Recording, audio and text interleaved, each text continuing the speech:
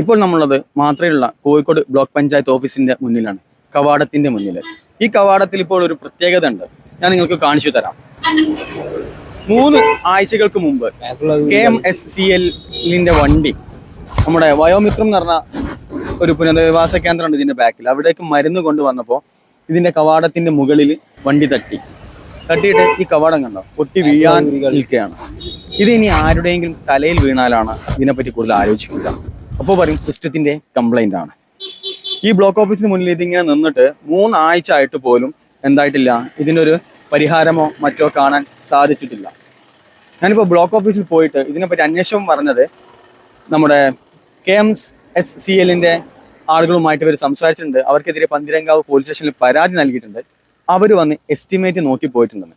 ഇനി എസ്റ്റിമേറ്റ് നോക്കിപ്പോയി എന്നാണ് ഇതിന് വർക്ക് നടക്കുക, ആരെങ്കിലും തലയിൽ വീണ് മരണപ്പെട്ടിട്ട് അല്ലെങ്കിൽ വലിയ അപകടങ്ങൾ സംഭവിച്ചിട്ടാണോ എന്നുള്ളത് നമുക്ക് കണ്ടറിയാം.